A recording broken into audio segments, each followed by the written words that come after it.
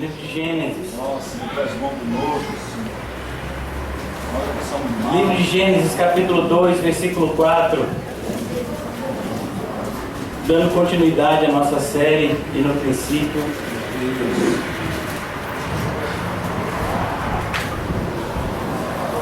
Aprendendo com o Deus Criador, como Ele criou todas as coisas boas. Creio que na próxima semana a gente vai ver o que a malignidade que o pecado pode fazer com a criação. Todos encontraram Gênesis capítulo 2, a partir do versículo de número 4. Amém.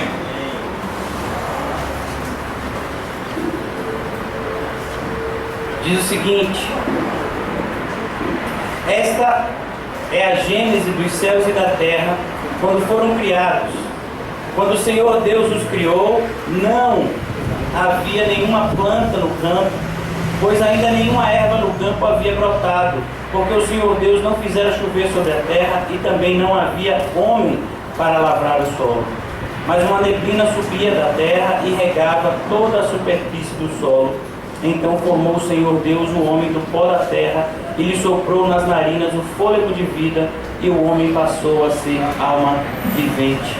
Só até aí, vamos orar. Senhor, agradecemos por mais uma semana iniciarmos na Tua presença, Senhor.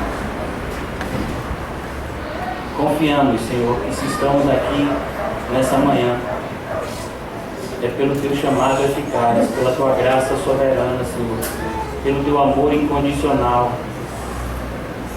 Nos ajuda, meu Pai, a contemplar a Tua mente e os Teus propósitos, Senhor, nessa manhã. Seja o nosso guia, seja o nosso mestre, seja o nosso professor. Dai-nos ouvidos para ouvir, Senhor, olhos para ver e um coração apto a Te obedecer, Senhor. Em nome de Jesus, amém e graças a Deus. Meus irmãos, aqui no capítulo 2, nós vemos que Moisés, ele agora está fazendo um resumo de tudo aquilo que ele falou no capítulo 1. E hoje nós intitulamos esse sermão de Quando Tudo Era Muito Bom. O capítulo 1 termina dizendo: quando o Senhor contempla toda a sua criação, ele percebe que tudo aquilo que ele havia feito era muito bom. E agora Moisés está nos ensinando a falar da formação do mundo, e mais uma vez a gente vê a ligação que existe entre o homem e a terra. Como Deus criou a terra com o propósito de colocar o homem para nela viver. E ele diz: assim foram criados os céus e a terra, foram criados quando o Senhor Deus os criou. O que Moisés está repetindo, meus irmãos? E a gente já aprendeu que no hebraico, na cultura antiga, quando você quer frisar a importância de alguma coisa, você repete ela. Parece que Moisés já estava enxergando que milhares de anos depois iriam surgir homens que iriam negar a existência de Deus e que iriam atribuir ao acaso a criação do mundo. É isso que a gente vê hoje em dia. Mais uma vez Moisés diz: não, quem criou os céus e a terra foi o Senhor. Foi o Senhor que criou o céu e a terra. E perceba, meus irmãos, que a palavra que Moisés usa aqui no versículo 4 é uma palavra que nós conhecemos muito bem. Yehoah, ou Jeová, ou Yeva, é a palavra que significa eu sou o alto, eu sou autoexistente, eu sou o eterno, eu sou aquele que não foi criado, do qual todas as coisas foram criadas por ele. Como estava escrito lá, como está escrito no Evangelho de João, capítulo 1, nada foi criado sem ele, nada, absolutamente nada. É importante que a gente entenda: aquele que criou tem controle da sua criação. Por incrível que pareça, quando nós olhamos para o mundo, para os acontecimentos, para as catástrofes, para o que o homem, a malignidade que o homem é capaz de fazer, parece que Deus não está no controle da sua criação. Mas Ele está sim no controle da sua criação e jamais perdeu o controle dela. Meus irmãos, eu quero falar algo bem rapidinho, até porque esse não é o nosso foco aqui, mas nós percebemos que depois do dilúvio, a terra, houve uma mudança muito grande na terra. Antes do dilúvio, a gente percebe que não eram as chuvas que irrigavam, por assim dizer, o solo, mas era uma fumaça que saía do solo como um orvalho que irrigava a terra. Era assim que Deus fez as coisas do princípio, mas depois do dilúvio as coisas mudaram. E a gente continua aprendendo. Versículo 7. Então formou o Senhor Deus ao homem do pó da terra e lhe soprou as narinas o fôlego de vida, e o homem passou a ser alma vivente. Mais uma vez se fala da criação do homem. Como foi a criação do homem? Ele diz: formou o homem do pó da terra. O Senhor formou o homem do pó da terra. O Senhor colocou a sua própria mão e modelou o homem como que um boneco de cera, por assim dizer, de barro, e Ele soprou nas suas narinas. Meus irmãos, a palavra soprar no hebraico é a mesma palavra traduzida como espírito. O que nós estamos lendo aqui é que o Senhor colocou dentro do homem do seu espírito, e foi aquele espírito, aquela partícula de Deus que trouxe alma ao homem, que tornou aquele barro modelado em alma vivente. É isso que aconteceu. Por isso, meus irmãos, que nós não somos simplesmente um conjunto de células e órgãos que estão apresentados de uma forma singular. Não, nós só estamos vivos porque existe um sopro de Deus dentro de nós. Essa é a realidade das Escrituras. Muitas vezes nós achamos que estamos vivos somente por causa dos fatores biológicos, porque o coração bate, porque o sangue está pulsando na minha veia, porque o meu pulmão está respirando. Não, meus irmãos, nós estamos vivos por conta do sopro de Deus, por conta do Espírito de Deus, que nos transformou de um pedaço de barro em uma alma vivente, em um ser vivo. É isso que é a tradução alma vivente, um ser vivo. Alguém que foi criado, como vimos no estudo passado, no culto passado, alguém que foi criado para ser feito à imagem e semelhança de Deus, para seguir os propósitos de Deus na sua criação. Versículo 8: e plantou o Senhor Deus um jardim no Éden. O Senhor Deus plantou um jardim no Éden, e a palavra Éden significa agradável. Sabe, esse é o jardim que o Senhor criou para que o homem habitasse nele. O Senhor criou um lugar agradável para que o homem habitasse nele, na direção do Oriente, e pôs nele o homem que havia formado.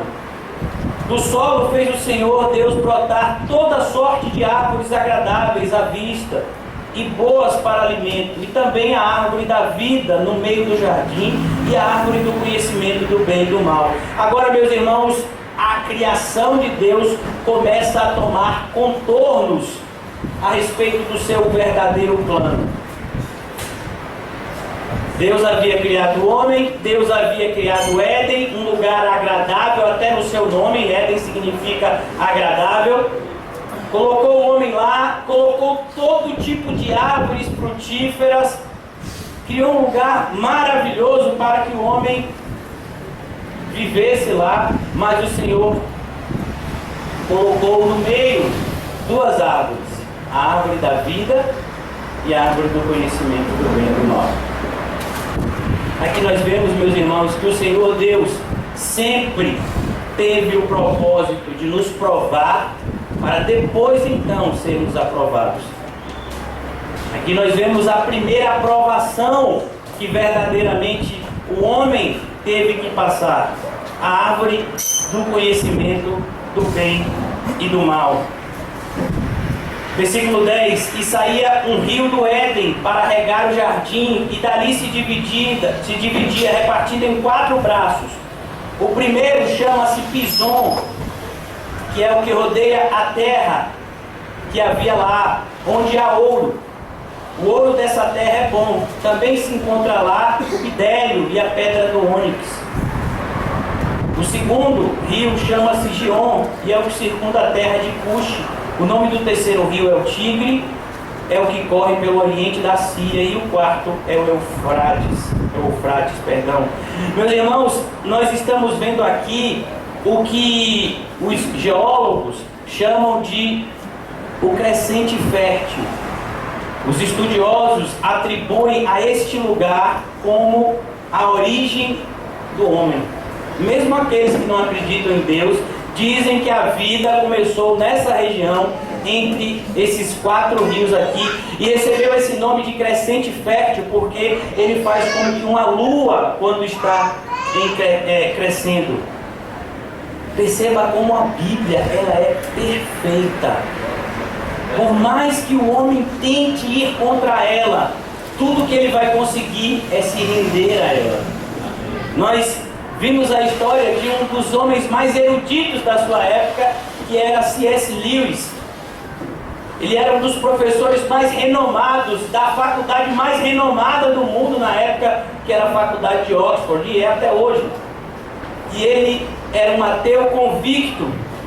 E pelo fato de lá a faculdade de Oxford ser a faculdade mais famosa de teologia da época, ele tinha muitos amigos que eram teólogos e que falavam de Deus para ele, até que ele resolveu que ele ia estudar a fundo a Deus e ia provar aos seus amigos que Deus não existia. E ele estudou e se converteu. Porque todo aquele que busca, acha. Todo aquele que pede, recebe. Todo aquele que bate, a porta lhe será aberta. Jeremias ouviu do Senhor: busca-me, Jeremias, busca-me de todo o seu coração e você me encontrará. Busca-me, Jeremias, e eu te revelarei coisas grandes e ocultas que não sabem. Meus irmãos, é assim que o mundo foi criado. Por mais que as ciências hoje queiram muitas vezes desfazer a Bíblia, nós não aceitamos esse tipo de entendimento. Nós aceitamos o que a Bíblia nos diz, pois a Bíblia é a verdadeira verdade. Aquilo que confirma a Bíblia, eu concordo. Aquilo que vai contrário à Bíblia, eu discordo. É assim que o cristão vive nesse mundo. Tomou, pois, o Senhor Deus o homem e colocou no jardim do Éden para cultivar e o guardar. Aqui nós vamos ver, meus irmãos, o trabalho. Sabe, Deus criou o homem e lhe deu uma função. O trabalho é algo que glorifica a Deus. Muitas pessoas pegam isso e dizem o seguinte: está vendo, pastor, é por isso que eu corro atrás. E aí é por isso que eu estou aí, botei meu currículo aí em mais de 2.000 lugares.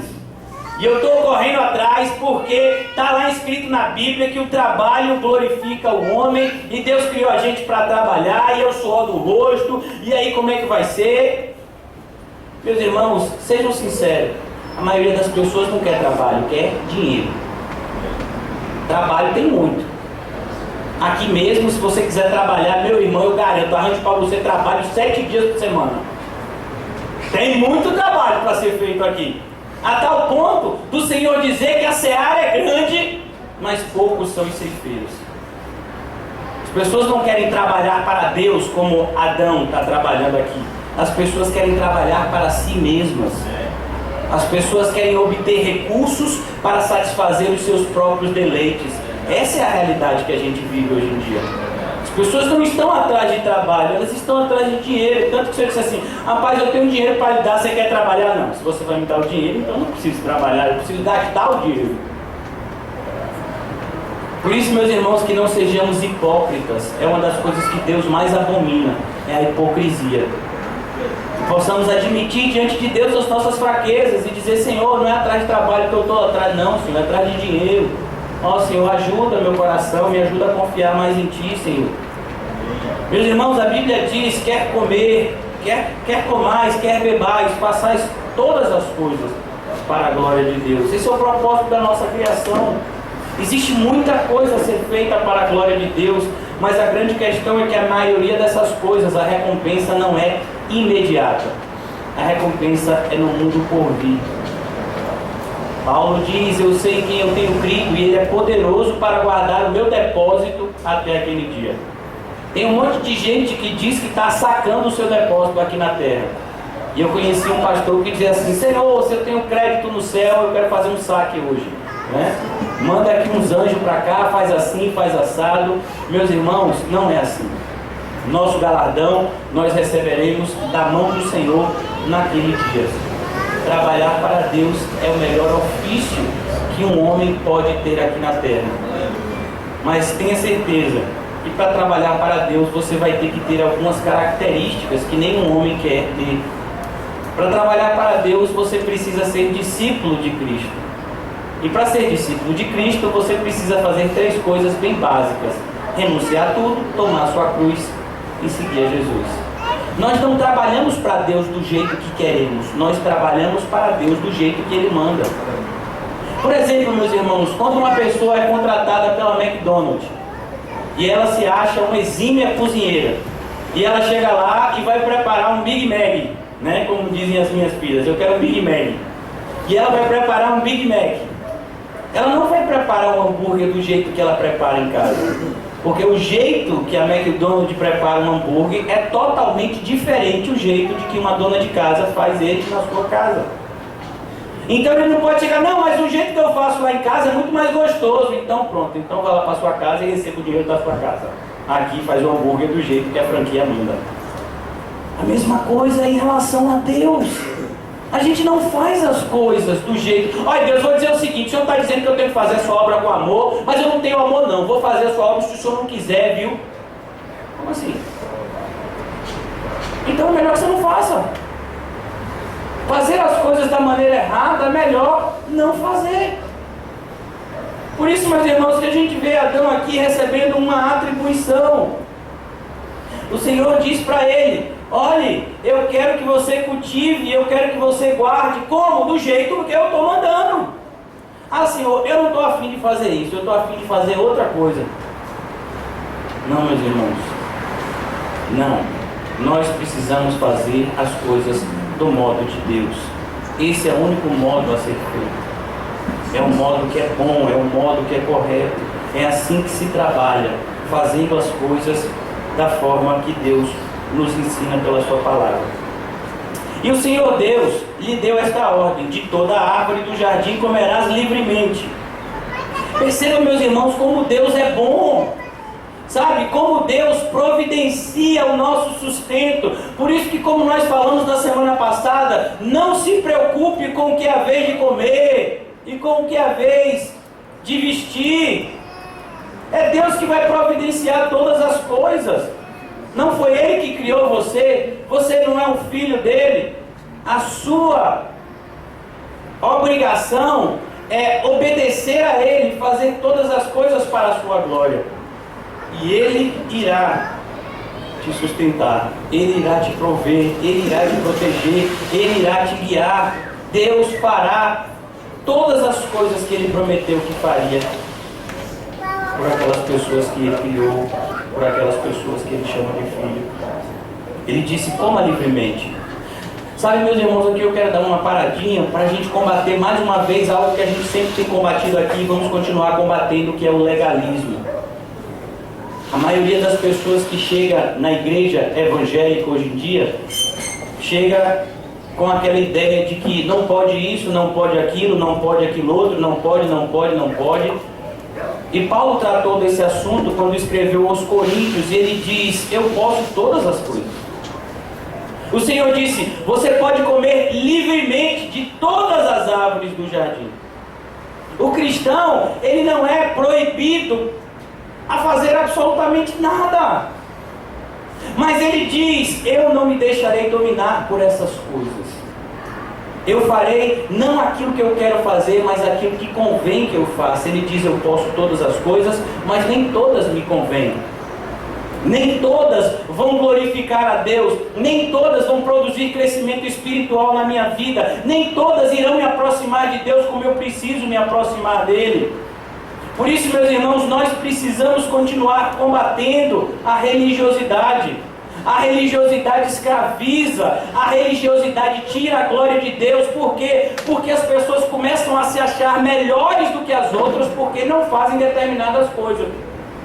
Então, por exemplo, Juninho chega e diz assim: rapaz, ontem eu bati um baba e foi super legal. Eu disse assim: eu não bato, eu não jogo bola. Bola é do diabo, futebol é coisa do cão.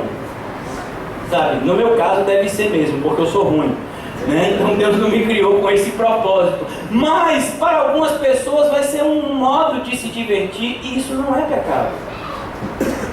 Você pode pecar sim, você pode pecar até bebendo um copo de água.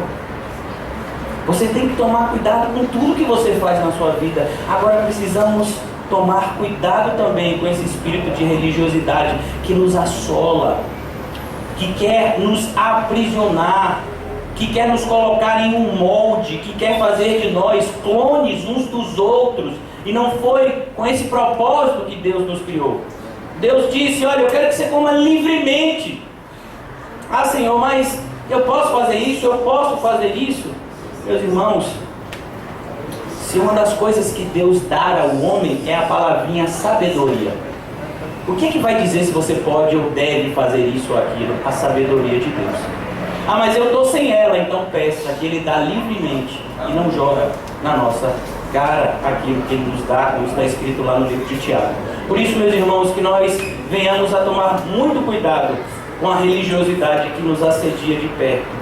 Nós não fomos chamados para continuar o judaísmo. Nós não fomos chamados para criar um novo judaísmo legalista. Nós fomos chamados para caminhar o caminho de Cristo que nos leva à vida eterna. Esse é o convite do nosso Salvador.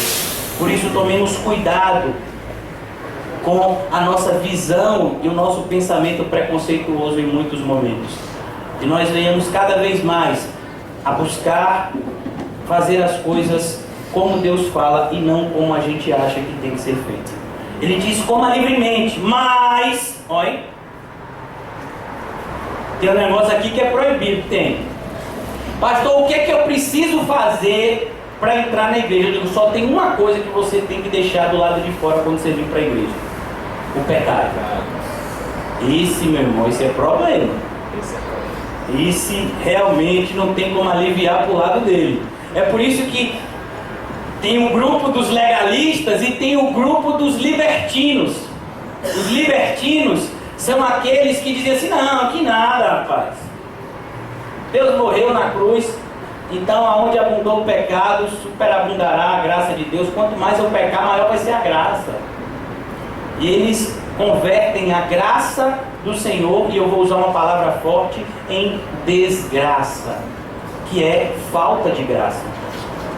A graça do Senhor não é uma autorização para o pecado, mas é a certeza que agora temos força para dominá-lo. É isso que constitui a graça do Senhor. A graça do Senhor me dá força para saber e para lutar contra o pecado que tão de perto me assedia. Por isso, meus irmãos, existe sim algo que nos é proibido, mas isso não é algo material. O que nos é proibido é algo muito mais perigoso do que algo material. Porque se fosse só alguns usos e costumes que me livrassem do meu pecado, seria fácil. Mas o pecado é algo que está intrínseco em mim, está dentro de mim. Por isso, meus irmãos, eu posso viver de uma forma extremamente rígida, eu posso viver de uma forma extremamente religiosa, eu posso viver de uma forma que as pessoas olhem e digam: rapaz, se eu tocar nesse homem eu tomo um choque, de tão espiritual que ele é. Mas aqui dentro o pecado ainda vai estar aqui, eu ainda vou ter que estar lutando contra ele. É o que Paulo vai dizer, por exemplo, em Gálatas: a luta que existe interna do corpo e do espírito, da carne e do espírito, essa luta que existe de uma maneira ininterrupta aqui na terra, a carne e o espírito lutando para que não se faça a vontade um do outro, a carne querendo nos levar ao pecado e o espírito querendo nos levar à obediência a Deus, e isso acontece dentro de nós. Por isso que às vezes o camarada está aqui quietinho, você está pensando, meu filho, que ele está na maior paz, e ele está aqui lutando contra pensamentos, contra intenções do coração dele. Porque essa é a grande batalha que a gente trava. Por isso, meus irmãos, precisamos lutar contra o pecado. Se eu não me engano, foi Martinho Lutero que disse: eu não posso impedir que os pássaros voem sobre a minha cabeça, mas eu posso impedir que eles façam ninhos nela. Então a gente luta, vem os pensamentos, a gente luta contra as intenções maléficas do nosso coração, sabe? Às vezes a gente fica com raiva de alguém, às vezes você fica com inveja de alguém, você luta contra aquilo, ninguém está vendo, mas você sabe que está aqui dentro, e você luta contra aquilo que está aqui dentro. Por isso, meus irmãos, precisamos lutar contra o pecado. Mas a árvore do conhecimento do bem e do mal não comerás, porque no dia em que dela comeres, certamente morrerás. Aqui, meus irmãos, é a primeira vez que nós vemos a lei. Muitas vezes pensamos que a lei veio através de Moisés. Através de Moisés veio os 10 mandamentos. Mas a lei surgiu aqui. O Senhor atribui ao homem uma obediência. Essa é a verdadeira aliança de obras. A aliança das obras não foi feita com Moisés no Monte Sinai. A aliança das obras foi feita com Adão. O Senhor disse: olha, Adão, você vai viver para sempre, é só comer, come de tudo, come da árvore da vida ali, ó, fica ali, come ali, é legal, mas essa árvore do conhecimento do bem não chega perto, não come. Agora, com esse nome, conhecimento do bem e do mal, quem que não quer comer uma árvore dessa? Vou ficar inteligente, sabe? Uma vez eu vi uma dessas piadas acerca dessa árvore do conhecimento do bem e do mal, e a serpente estava dizendo assim para a mulher: olhe, venha, coma dessa árvore. E a mulher disse: não vou comer porque Deus disse que não é para comer. Quando a serpente olhou para a mulher e disse: mas ela emagrece. A mulher disse: me dê uma dúzia, né? Porque é o conhecimento do bem e do mal. Sabe, perceba que primeiro está o conhecimento do bem. Ó, é uma coisa do bem, sabe? É uma coisa do bem. Tem conhecimento do bem e do mal. O mal fala bem devagarzinho. Você já viu aquelas propagandas que bota assim um monte de coisa grande assim? O carro tá na promoção, não sei o que, aí diz assim, R$300. Aí embaixo, bem pequenininho assim, mais, não sei o que. Quando você vai ver, aquele 300 virou 600. Você diz assim: gente, o que é isso? É assim que o mal faz na nossa vida. Sabe? E o Senhor apresenta isso de maneira bem clara. Ele diz: olha, tem essa árvore que está aqui no meio, não coma. Mas, Senhor, por que o Senhor botou ela aqui? Aí, meu irmão, eu vou ter que dizer uma coisa muito profunda. Vocês estão preparados? Porque Ele quis. É muito profundo esse conhecimento, né? Deus é Deus, Ele faz o que quer, na hora que quer. Uma vez a pessoa me perguntou: não entendo. Ele disse: por que Deus botou aquela árvore se Ele sabia, sabe? Eu disse: meu filho, é isso aí, né? O problema é você querer entender isso. A gente não entende a vontade de Deus completamente. Como Paulo diz em 1 Coríntios 13, nós conhecemos em parte. Nós conhecemos em parte, nós profetizamos em parte. A gente só sabe uma partezinha de tudo aquilo que é a vontade de Deus. E Ele diz: olha, eu não quero que você coma porque você vai morrer. Sabe, meus irmãos, o grande problema do pecado, e aqui é a fonte original do pecado, você vai ver que o pecado leva à morte. Meus irmãos, a palavra morte, na Bíblia, por assim dizer, ela significa separação. A morte espiritual, separação do homem para com Deus, como a gente vai ver lá no capítulo 3 de Gênesis. A morte física é a separação do corpo e da alma. E a morte eterna é a separação eterna do homem e Deus. Faça-se a luz. Amém? Então a ideia é justamente essa. Se puder acender, você acende aí, minha irmã. Mas não tem problema não, é bom que o pessoal pensa que vai queimar e fica mais atento, né? Isso foi uma estratégia, nada é por acaso. Então, a gente precisa levar a sério. A gente brinca aqui na igreja, é bom a gente ouvir a palavra de Deus com alegria, mas tem um lugar que a gente não pode brincar, é com o pecado. O pecado você faz duas coisas. basicamente. Em primeiro lugar, você luta contra ele. Mas eu vou lhe dar um conselho muito bíblico. Em segundo lugar, você foge dele. Tem momentos, meu irmão, que a melhor estratégia é a corrida. É por isso que eu acho que o Senhor tem me preparado. Ele me deu até um tempo. Vou correr, estou correndo. Porque eu já percebi que cristão tem momentos que ele precisa correr. A gente aprende isso com o ancestral de José. José lá no Egito, chega a mulher de Potifar, ele não foi lutar contra o pecado, vou fazer uma oração e um jejum aqui, não, ele deu corrida, meu filho, que não pegaram nem o vento dele. Sabe, em muitos momentos, Paulo, quando escreve a Timóteo, ele vai dizer, foge dos prazeres da mocidade. Fugir significa o quê? Correr. O pessoal está indo por ali, meu filho, a saída é por aqui, ó.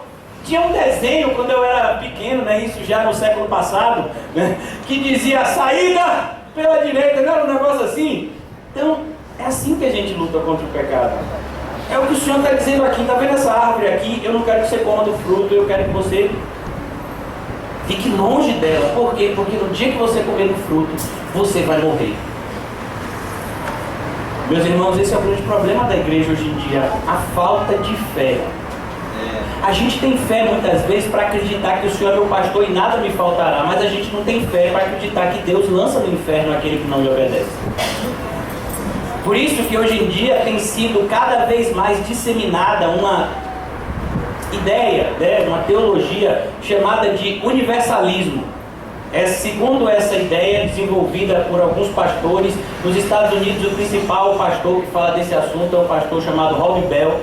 Mas várias outras igrejas e denominações têm abraçado esse contexto, esse conceito. Eles dizem que no final todo mundo vai ser salvo, porque eles acreditam que Deus é amor. Mas, meus irmãos, normalmente essas pessoas não leem muito bem a Bíblia e se leem não entendem. Deus é amor. É claro que Ele é amor, mas Ele é santo, santo, santo. O maior atributo de Deus é a sua santidade. E aquele que é santo só se relaciona com pessoas santas. Por isso que no livro de Hebreus está escrito, sem santificação, ninguém verá o Senhor. Aqueles que Deus escolhe para se relacionar, aqueles que a Bíblia chama de eleitos, Ele os santifica, porque sem santificação, ninguém verá o Senhor. Qual é a certeza da minha salvação? É a minha santificação. Se eu sou salvo, eu me santifico. E eu me santifico porque eu sou salvo. Eu não me santifico para ser salvo. Eu me santifico porque eu já fui salvo. Por isso, meus irmãos, precisamos levar a sério o pecado que tão de perto nos assedia. Precisamos levar a sério, sabe, determinadas coisas, a gente tem que correr mesmo delas, porque elas vão nos fazer tropeçar. Perceba, eu não vou deixar de fazer aquilo porque aquilo é ilícito ou ilegal. Eu vou deixar de fazer aquilo porque eu me conheço e sei que aquilo faz mal para mim. Por exemplo, eu vou falar de alguma coisa aqui que pode escandalizar algumas pessoas, mas graças a Deus por isso. A Bíblia não diz em passagem nenhuma que é proibido beber. A Bíblia diz que é pecado se embriagar. Mas deixa eu lhe dizer alguma coisa. Você já viu alguém que ficou embriagado sem beber nada? Se você vê nesse dia, você me mostra essa pessoa, eu quero conhecer. Então, se eu sei que eu não me domino, se eu sei que eu sou fraco, como é que eu sei? Porque a carne é fraca. Então, eu não me aproximo dessas coisas que irão me distanciar de Deus. É como, por exemplo, a roda dos escarnecedores. Por que eu não sento na roda dos escarnecedores? Porque aquilo não vai me aproximar de Deus, aquilo vai o quê? Me distanciar de Deus. Por isso que a gente tem que tomar cuidado. Nós não fazemos as coisas pela aparência. Nós fazemos e deixamos de fazer as coisas porque sabemos que elas são boas ou que elas são más. Eu não vou fazer isso porque é proibido para mim fazer isso. Eu vou fazer isso porque isso não me aproxima de Deus. Porque isso não me conduz em santidade. Porque isso me tira de Deus. Porque isso me afasta. Isso desconexa os meus pensamentos do pensamento de Deus. O cristão, ele tem que ser um cristão maduro. Ele faz as suas escolhas segundo a palavra de Deus e segundo o Espírito Santo de Deus que habita nele. E não um homem legalista e religioso. Por isso, meus irmãos, é isso que o Senhor está dizendo, uma coisa completamente racional. Ele disse, eu não quero que você coma da árvore. Por quê? Porque você vai morrer. É uma coisa racional aqui. Ele não está dizendo, olha, eu não quero que você encoste na árvore, porque se encostar na árvore você sabe, né? O cão vai lhe pegar. Não. Ele está dizendo, não encoste na árvore porque você vai morrer. As igrejas hoje estão cheias de misticismo. Mas a Bíblia diz que o culto que prestamos a Deus é um culto racional. Apresentamos a Ele o nosso corpo vivo, santo e agradável. Que esse é o nosso culto racional. E aqui era o culto racional que Deus havia instituído. Qual era o culto? Olha, vivam fazendo o que eu estou falando para você, Adão, e olha, não encoste nessa árvore porque você vai morrer. Esse era o culto racional que o homem prestava diante de Deus, usufruir de toda a criação, glorificando a Deus e fugindo do pecado. Por isso, meus irmãos, tomemos cuidado com a nossa própria vida. Agora, meus irmãos, nós vamos ver quando tudo começou, sabe, aqui nós temos várias mulheres e a gente vai ver que não foi o homem que nasceu da mulher, mas foi a mulher que foi gerada através do homem. Amém? E disse mais o Senhor Deus, não é bom que o homem esteja só. Olha que coisa maravilhosa. Quem é que diz o que é bom e o que não é bom? Deus. Deus, Ele criou as coisas e Ele disse, isso é bom. Mas agora Deus viu uma situação. Qual era a situação? Os animais estavam tudo lá, mas Adão estava sozinho, o bichinho, estava parecendo uns crentes que tem por aqui. E aí Adão estava sozinho, e aí Deus disse, não é bom. Agora eu vou fazer um adendo, isso é muito importante. No Novo Testamento nós vemos que existem pessoas que têm um chamado de eunuco. São pessoas que foram separadas por Deus, e isso vale tanto para homens quanto para mulheres. Pessoas que foram separadas por Deus para a sua obra e que serão supridas nessa área pelo Senhor, e que elas ficarão sem se casar e que nada irá lhes faltar. Por isso que a gente tem que tomar cuidado. A gente está estudando aqui a criação de Deus antes do pecado entrar nela.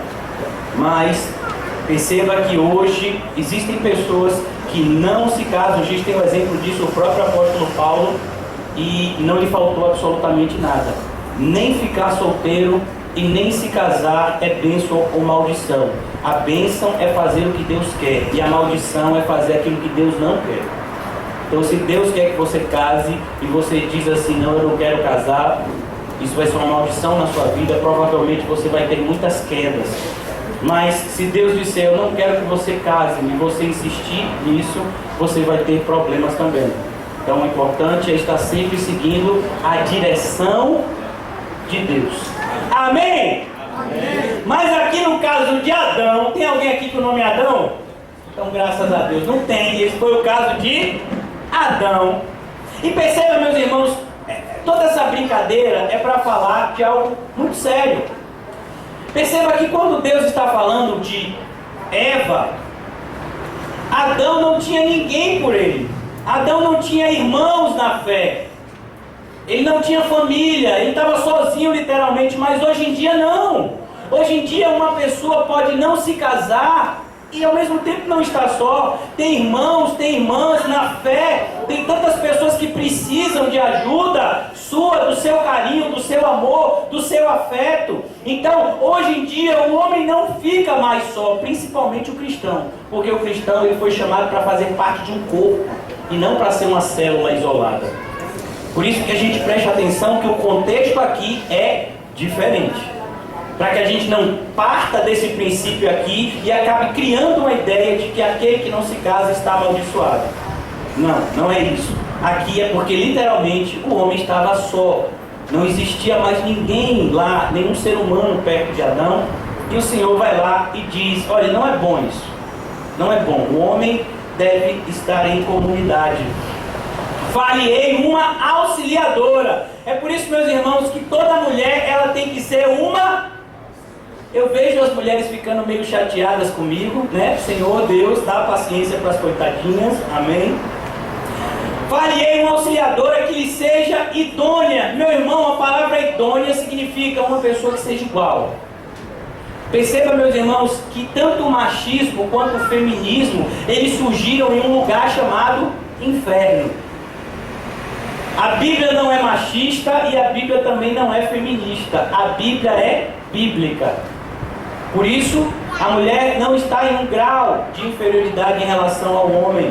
A mulher é igual ao homem. Ambos foram criados por Deus, mas eles possuem funções diferentes. O homem foi criado primeiro. Isso não significa que o homem é melhor, mas significa que o homem é mais responsável. Pode ter certeza que se um homem e uma mulher estiverem fazendo as mesmas coisas, o homem será muito mais cobrado do que a mulher. Por quê? Porque Deus assim o quis. Não é porque o homem é melhor, mas porque o Criador determinou que fosse feito dessa forma. Por isso, meus irmãos, nós não aceitamos o que a maioria das igrejas tem feito hoje em dia, trazendo as funções de homem e mulher a um patamar de igualdade, porque no princípio não foi assim e hoje também não continua assim. O próprio apóstolo Paulo falou sobre esse assunto lá na carta a Timóteo, e ele diz: eu não permito que a mulher ensine, não permito que ela exerça autoridade sobre o homem. E quando Paulo vai dizer esse assunto, ele vai falar de Gênesis. E ele diz: porque quem foi que Deus criou primeiro? O homem. Ele diz: não foi a mulher que gerou o homem, mas foi o homem que gerou a mulher. E Paulo está defendendo isso em uma igreja cristã. Por isso que a gente tem que tomar muito cuidado com esses movimentos que acontecem ao longo do tempo, que procuram nos afastar da realidade das Escrituras. O cristianismo que nós seguimos hoje é o cristianismo que Paulo seguiu, que Pedro seguiu, que João seguiu, e não deve haver alteração alguma, porque Deus continua o mesmo. Amém? Amém. Continuando agora. Havendo, pois, o Senhor Deus formado da terra todos os animais do campo e todas as aves dos céus, trouxe ao homem para ver como ele lhe chamaria. E o nome que o homem desse a todos os seres viventes, esse seria o nome deles. Deu o nome, o homem, a todos os animais domésticos, as aves do céu, e a todos os animais selváticos para o homem. Todavia não se achava uma auxiliadora que lhe fosse idônea. Aqui, meus irmãos, a gente vê duas coisas. Primeira coisa, como era a inteligência do homem. Sabe, é assustador quando a gente vê determinadas pessoas dizendo que nós viemos dos primatas, que antigamente as pessoas eram menos inteligentes do que nós hoje. Meu irmão, se você chega a essa conclusão, significa que você não conhece muito de história. O homem, ele era muito mais inteligente do que nós somos hoje. Sabe? Perceba, meus irmãos, você com 5 anos, você faz uma faculdade.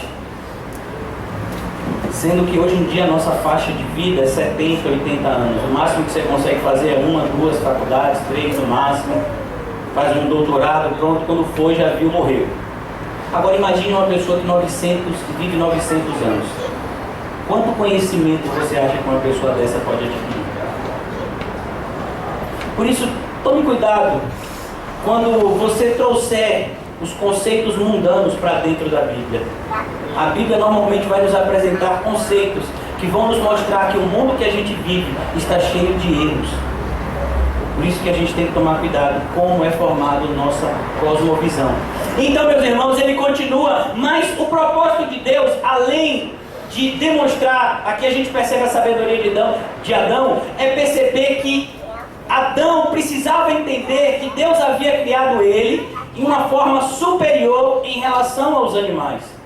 Você dar nome a alguém significa você ter autoridade sobre aquele alguém. Por exemplo, quem é que escolhe o nome dos filhos? Os pais. Por quê? Porque são os pais que têm a autoridade. A mesma coisa aqui. Deus havia colocado Adão para governar toda a terra. E aqui ele está confirmando isso. Olha, Adão, quem vai governar a terra é você, vamos começar. Então comece logo dando nome aos animais, que é você que está administrando isso aqui. Mas em segundo lugar, meus irmãos, a gente aprende também que Adão começou a observar e ele viu assim, olha, o cachorro tem a cachorra, o cavalo tem a régua, o peixinho tem a peixinha, mas Adão não tem ninguém. Que negócio é esse? Eu estou vendo aqui que eu estou parecendo, viu, Senhor? Perdão da palavra, eu estou ficando assim, né? E Adão ficou observando os animais tudo lá de casal, uma coisa bonita assim. E ele veio assim, rapaz, que bonito, os animais juntinhos assim, e eu aqui sozinho. A gente fica triste com determinadas coisas, como tem pessoas que conseguem nutrir um sentimento muito grande por bichos, mas não conseguem gostar de pessoas. Tem pessoas, meu irmão, que saem com um cachorro 3 vezes por dia para fazer cocô, mas não é capaz de ficar 5 minutos conversando com o irmão. Ah não, aquele irmão é um saco. E sair com um cachorro com um saco na mão para pegar o cocô, não é um saco não? E você assim, não, eu já sei o seguinte, eu vou ter um aquário. Eu também, lá em casa a gente tentou. Que as meninas queriam os bichinhos e cachorro nem pensar, né? Os apartamentos hoje em dia normalmente é assim, né? Um por um. E aí a gente comprou um aquário, mas eu vou lhe dar logo um conselho: ter peixe dá um trabalho. Os peixes sujos, rapaz, a gente pensa que peixe é limpo, não é limpo nada. Sabe, perceba que cuidar de bichos não é algo diabólico, mas é diabólico a distração que esse cuidado produz em nós. Sabe, nós nos satisfazemos com essas coisas, nós nutrimos um afeto muito grande pelo animal e acabamos deixando de cumprir o propósito da nossa criação, que é amarmos uns aos outros como Deus nos amou. Por isso tomemos muito cuidado com a cilada chamada distração. Satanás é muito bom nessa arte de nos distrair. Ele vai dizer, não, é importante você buscar a Deus, mas faça isso depois, vamos aproveitar aqui hoje. Por isso tome cuidado. Então Adão, ele estava olhando para os bichos, mas ele percebeu que os bichos não eram iguais a ele. Lhe faltava uma pessoa que fosse igual a ele, faltava-lhe uma auxiliadora que lhe fosse idônea. Então o Senhor Deus fez cair pesado sono sobre o homem e este adormeceu. E tomou uma das suas costelas e fechou o lugar com carne. Aqui a gente vê a primeira cirurgia bem sucedida. Mas sabe o que é interessante? Existia um homem na Inglaterra e ele era um cristão convicto. O nome dele era Sir James Simpson, alguma coisa assim. E ele foi um médico famoso lá na Inglaterra e ele inventou o primeiro anestésico do mundo. Só que ele ficou enquanto ele estava fazendo seus estudos, ele ficou com dúvidas muito grandes, porque ele leu na Bíblia que a mulher daria luz com dores. E aí o pessoal ficava dizendo, não, você vai anestesiar, essas miseráveis têm que sofrer mesmo, e tal. Mas ele encontrou sustento quando ele leu essa passagem. Ele disse, o próprio Deus anestesiou Adão, rapaz. Então, Deus vai querer também que eu siga esses estudos que eu estou fazendo. E aqui eu quero que você entenda uma coisa, meus irmãos. O sofrimento que é importante para que eu e você cresça espiritualmente é o sofrimento espiritual, não físico. Deus não quer que você quebre a perna, que você quebre a cara. Deus não quer que você fique com a ferida, aberta. O sofrimento que o cristão passa e que verdadeiramente aproxima ele de Deus é a convicção de que o pecado é algo nocivo. É o convencimento do pecado que nos dá o verdadeiro sofrimento. É esse verdadeiro sofrimento que é produzido na vida daqueles que nasceram de novo. Por isso que o Senhor Jesus diz, bem-aventurado aqueles que choram, porque serão consolados. Esse sofrimento que vem na minha e na sua vida, independentemente de uma dor física. Deus pode usar uma dor física? Pode, mas não é essa dor que vai produzir nenhum resultado na minha vida. Deus não fica alegre, graças a Deus quebrou a perna, aleluia. Não, Deus não fica alegre com o sofrimento de nenhuma das suas criaturas. Por isso que a gente tome muito cuidado quando nós nos tornamos pessoas insensíveis, às vezes vemos pessoas sofrendo, pessoas, por exemplo, que fizeram coisas aparentemente erradas e que quebraram a cara, e a gente diz assim, é isso mesmo, tomara que sofra mais, pelo menos assim eu acho que se converte. Se você está tendo esse tipo de sentimento no seu coração, deixa eu lhe dizer, quem está precisando se converter é você. A gente não se alegra com os sofrimentos dos outros, porque a gente sabe que sofrimento por si só não produz conversão. Nós choramos com os que choram e nós nos alegramos com os que se alegram. Por isso nós vemos essa atitude de Deus. Deus vai lá e diz assim, olha Adão, eu vou produzir um negócio aqui, mas eu não quero que você veja, né? E ele dá uma anestesia em Adão. Olha, esse Deus é tremendo. E deu anestesia em Adão, fez a cirurgia. Olha, a cirurgia de Deus foi tão boa Que até hoje os médicos querem fazer um negócio para não ficar cicatriz e não consegue, sempre fica, né? Pois Deus não deixou nenhuma, rapaz. Pense numa pessoa que sabe fazer. E ele fez a cirurgia e ele fechou o lugar com carne.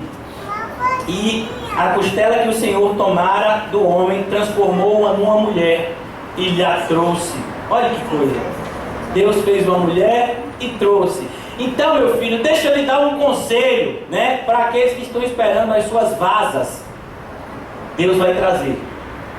Se Deus não trouxer, é porque não era para você ter. Mas se Deus quiser que você tenha alguma coisa, Ele vai te dar. Qual é o nosso papel diante disso? Entrega os teus caminhos ao Senhor. Confia nele e o mais Ele fará. Eu conheci pessoas, que eu não vou dizer o nome, que eles ficavam indo de igreja em igreja para ver se encontravam uma varoa, né? Mas não encontrou, porque não dá certo. Não é assim, não é essa fórmula que Deus escolheu. Deus tem todas as coisas sob o seu controle. E aquilo que Ele vai fazer, Ele vai fazer. Por isso Ele faz essa auxiliadora. Olha que coisa, Ele fez a mulher, depois Adão assim, vendo assim, meio anestesiado ainda. Olha, Adão, que eu trouxe aqui para você, sabe? E Eva, era Eva, meu irmão. Imagine, uma mulher que foi o próprio Deus que fez, entregou para Adão. Olha, Eva não tinha negócio de TPM, Eva não tinha negócio de querer comprar coisa no shopping e não poder pagar, Eva não tinha negócio de feminismo. Eva, meu filho, foi Deus que criou e entregou para Adão. Sabe, porque tudo que Deus faz é muito bom. Por isso que esperar a vontade de Deus é sempre melhor do que tentar satisfazer a nossa vontade, na nossa força e com o nosso tempo. É muito melhor esperar a vontade de Deus, porque se a gente for tentar satisfazer a nossa vontade na nossa força, a gente vai quebrar a cara. E disse o homem, afinal, eu fico imaginando a alegria de Adão. Eu quase posso ver aqui a alegria de Adão. Imagine quando chegar a auxiliadora de determinadas pessoas aqui na igreja, vai ser uma alegria, né? E Adão olhou e disse, rapaz, é carne da minha carne. São os ossos dos meus ossos, carne da minha carne. Eu chamar-se a varoa, por quanto do varão foi tomado. Ele disse, sabe o que a gente vê aqui? Essa contemplação, aqui a gente vê que Adão de fato foi feito a imagem e semelhança de Deus. Quando ele olhou para Eva, ele disse, ela é igual a mim. Perceba que não existia uma disputa para ver quem é o mais manda-chuva. Não, o que existia era o verdadeiro amor. Ela é igual a mim. Ela é carne da minha carne. Ela é osso, é um osso do meu osso. E eu vou chamar ela de varoa. Tem um monte de gente que está querendo chamar a sua varoa, mas vai chegar o momento. Porque do varão foi feito. A gente vê como Deus faz as coisas de forma perfeita. Por isso, meus irmãos, não tem como eu melhorar algo que é perfeito. Por exemplo, quando o irmão Ricardo está jogando bola, eu não posso aconselhar ele, dizer vá pela esquerda, vá pela direita, porque ele sabe jogar. Ele é perfeito na arte de jogar bola. Aleluia. Então, essa ideia, o que é uma coisa que é perfeita? É uma coisa que não pode ser mexida, porque ela está perfeita. E é assim que Deus faz a sua criação. Por isso que quando nós estudamos no capítulo passado, quando Deus fez o homem e a mulher, Ele diz, isso é muito bom aquilo que eu fiz. Versículo 24, por isso deixa o homem... Eita, agora o negócio vai ficar... Todos preparados? Apertem os cintos, vamos começar? Por isso deixa o homem, o pai e a mãe. E aqui a gente vai falar sobre a família, a instituição da família. Por isso que eu falei, quando tudo era muito bom. Hoje em dia, meu filho, Paulo já avisou, você quer casar, prepare. Prepare para quê, Paulo? Para alegria não, prepare para a luta.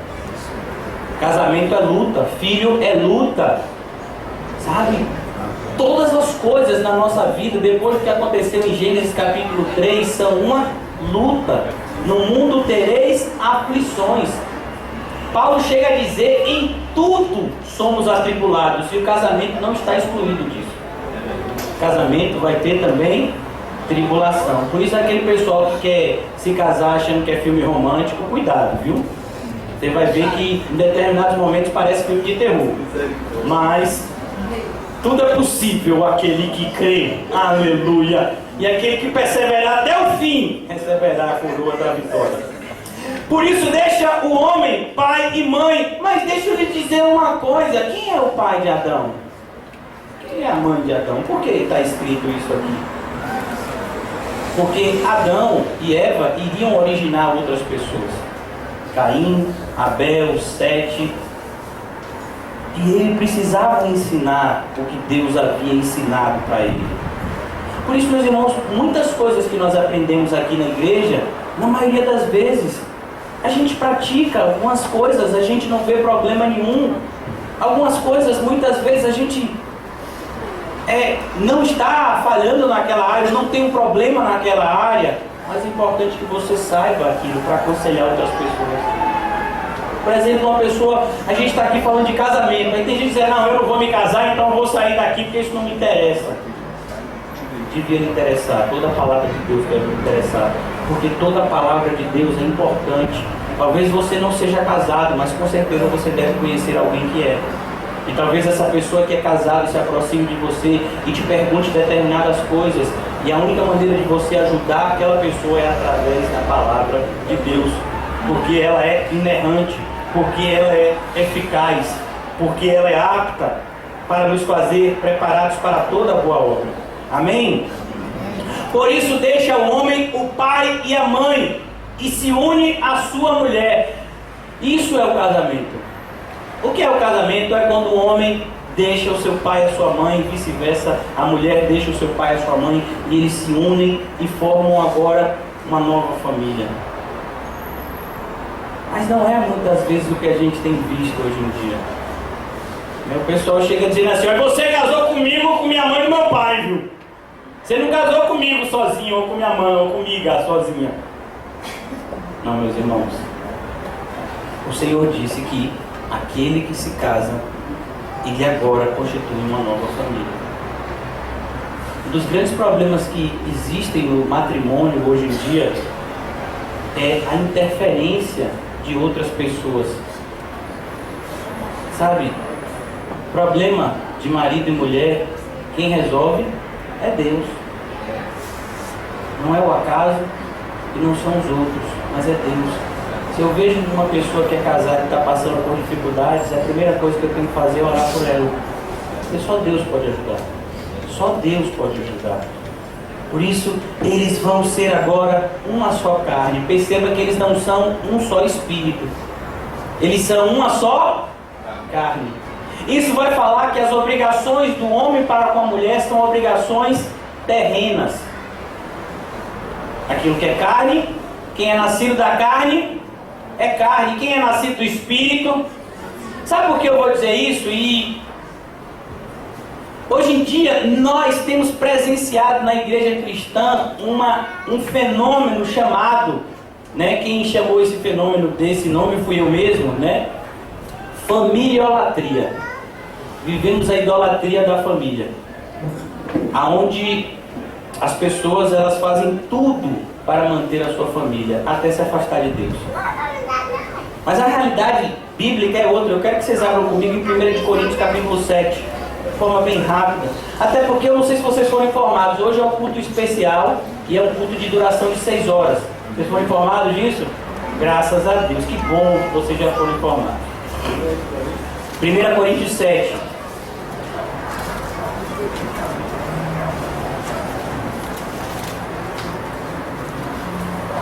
Amém?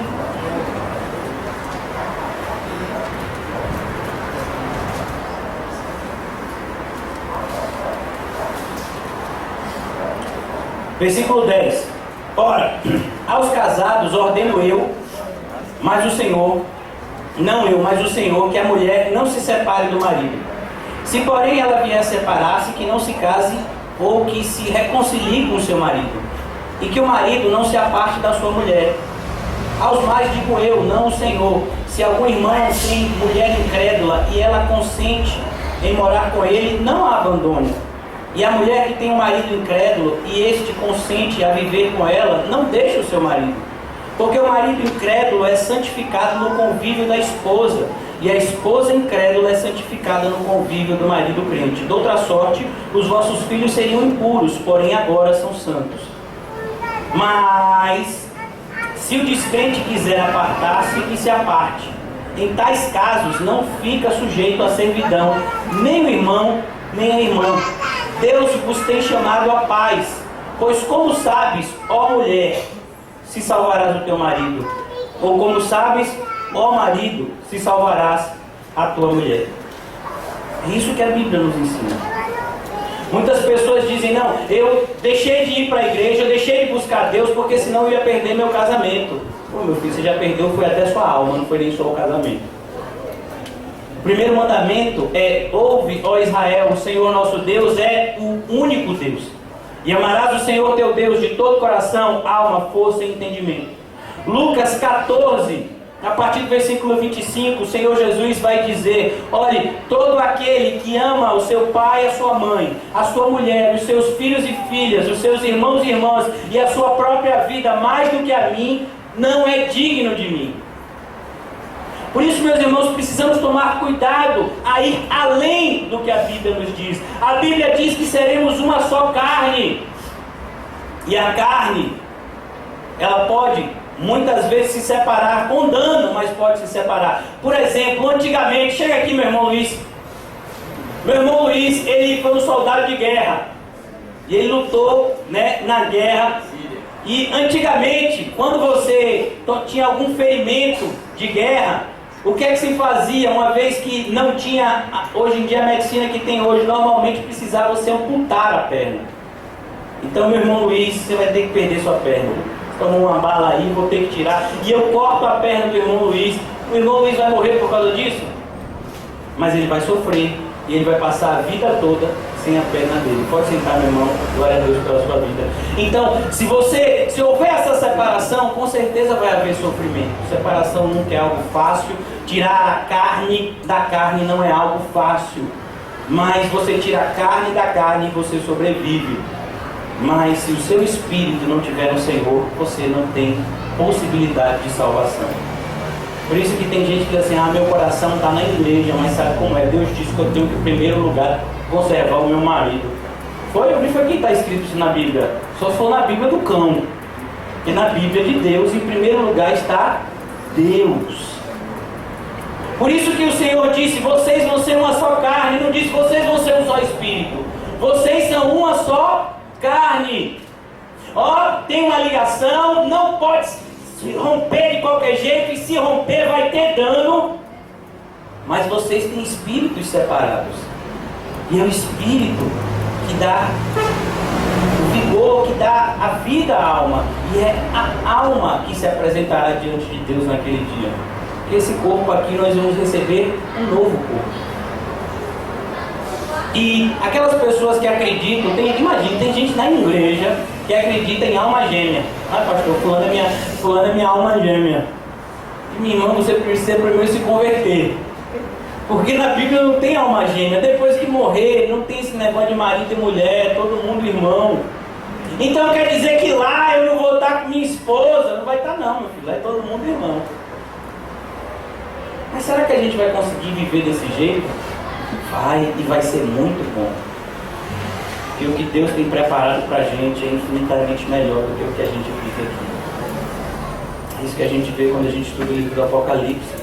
Não haverá choro, nem dor, nem tristeza, porque já as primeiras coisas se passaram. O que nós contemplamos aqui é uma criação caída.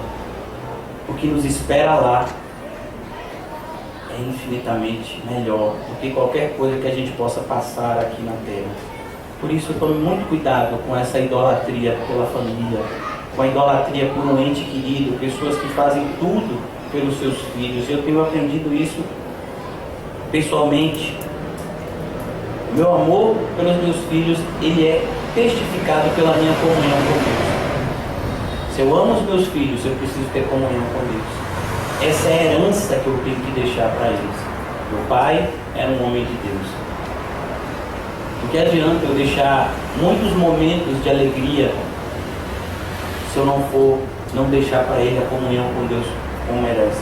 Por isso tome muito cuidado. A família é algo extremamente importante, mas não vem em primeiro lugar em relação a Deus.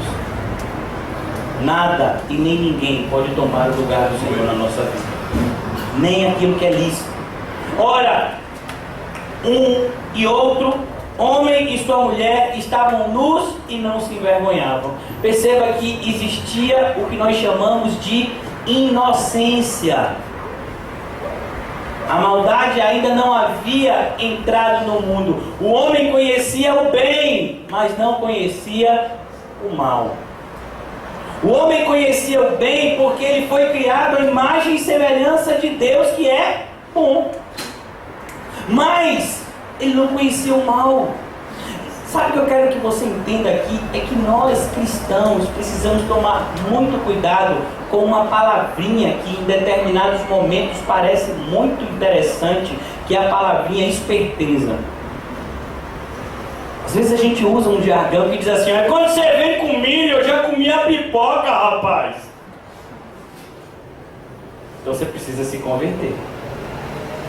Que a Bíblia diz que na malícia a gente tem que ser meninos. Sabe, a gente não tem mais que fazer as coisas com esperteza. E nem fazer as coisas, sabe, usando do subterfúgio de conhecer coisas do mal. Não, eu conheço o mal. E a gente vê isso em determinadas igrejas, que o pessoal vai dar testemunho que você praticamente se torna um bruxo. Uma vez eu fui ver um testemunho de um desses ex-bruxos, que de ex-bruxo não tinha nada, para mim continuava bruxo. E aí a pessoa dizia assim: não, porque eu fazia macumba assim, eu pegava lá e levava para lá e cortava assim. Eu quero saber de como é que fazia macumba, rapaz. E o pessoal ficava lá, praticamente querendo anotar. Mas gente, é crente ou não é igreja? Sabe, determinadas coisas a gente não tem que saber. E se você sabia, esqueça. Esses dias eu estava estudando e até as pessoas têm... Olha, tem um direito que está surgindo agora aqui no direito civil brasileiro, que se chama direito ao esquecimento. Sabia? É sério. Quando alguém faz algo de errado, e aí saem muitas notícias e tal assim, e aí você pede o direito ao esquecimento. Você entra com processo e pede para apagar essas notícias e tal. Eu digo: rapaz, até o ser humano faz isso no mundo carnal, mas os crentes na igreja não querem esquecer o passado. Quer ver uma coisa? Muitas vezes que a gente faz, a pessoa vem, nos ofende, aí você fica: se eu não fosse crente, na minha época de antigamente, fazia e acontecia. Gente, você não é uma nova criatura? Sabe, a gente precisa tomar cuidado com essas coisas. Elas precisam sair da gente. A gente precisa viver desse jeito aqui. Eu não estou falando de uma inocência que eu não tenho conhecimento da vontade de Deus, mas eu estou falando, pelo fato de eu ter conhecimento da vontade de Deus, eu não vou julgar ninguém pelo meu passado. Sabe por quê, meus irmãos? Porque nessa tentativa da gente julgar as pessoas pelo nosso passado, a gente pode errar. É como, por exemplo, em países que têm a pena de morte. O camarada morreu, mas aí descobriram que não foi ele que matou. E agora, como é que faz para dar a vida dele de novo? Faz como?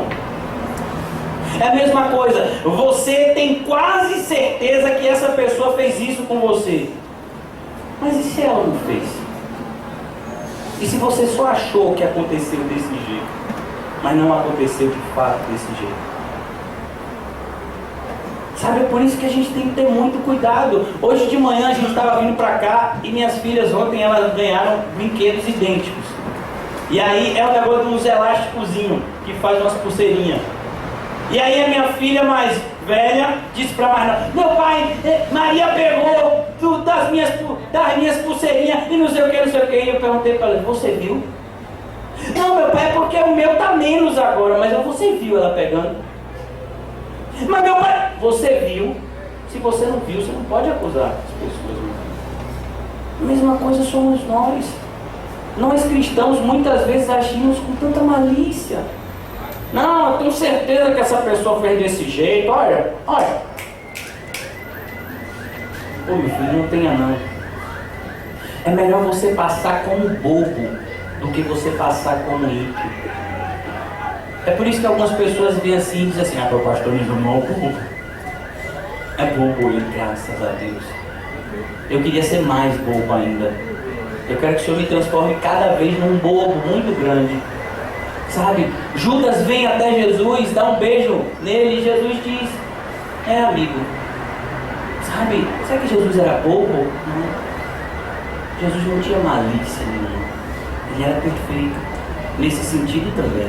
Por isso que a gente tem que evitar as malícias que a gente desenvolve com a maldade alheia. Porque o que é a malícia é quando a maldade do mundo me contamina. E por se multiplicar a maldade no mundo, o amor de quase todos se esfriaria. Se eu pegar uma criança ali e disser assim para ela: olhe, me dê aí o seu pirulito que eu vou ali e trago 2 pirulitos para você. Ela me dá o pirulito dela, eu vou embora, eu não volto nunca mais. Por que ela fez isso? Porque ela acreditou. E o cristão é aquele que é o quê? Acredita. Nós acreditamos que Deus está no controle de tudo. Por isso que se uma pessoa vem e vira e diz assim: olhe, eu quero isso, isso e isso, sabe? A gente não pode julgar as pessoas pela aparência. A gente tem que tomar cuidado com isso. Por isso, meus irmãos, a gente para aqui. Semana que vem nós vamos estudar o capítulo 3. E eu creio que essa semana nós aprendemos coisas importantes a praticar na nossa vida. Que possamos fazer, sabe? Mais uma vez eu vou terminar dizendo que uma coisa que a gente diz muito aqui na igreja, que vamos continuar falando: Deus está no controle de tudo. Sabe? A gente vê isso de forma tão clara na vida de Jacó. Labão tenta passar Jacó para trás 10 vezes. Mas ele não consegue. Por quê? Porque Deus estava no controle. Meus irmãos, abençoado por Deus não é aquele que passa os outros para trás, mas é aquele que é passado para trás e continua com o seu coração protegido. Eu não posso permitir que a maldade alheia contamine o meu coração. E a única forma de fazer isso é confiar em Deus. Por isso que nós confiemos no Senhor durante essa semana. Vamos orar.